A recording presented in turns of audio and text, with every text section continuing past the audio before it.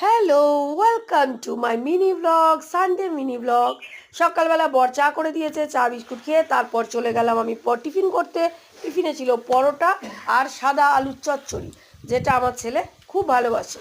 তাই এখানে দেখছেন মানে পরোটাগুলো হয়ে এসছে, তাই সব কটাকে একসঙ্গে তাওয়াতে দিয়েই আবার ঠিকঠাক করে নিচ্ছে। এদিকে সাদা আলুর চচ্চড়ি হয়ে গেল, পরোটা হয়ে গেল, একটু পোড়া পোড়া কিছু মনে করবে না, অ্যাডজাস্ট করে নেবে।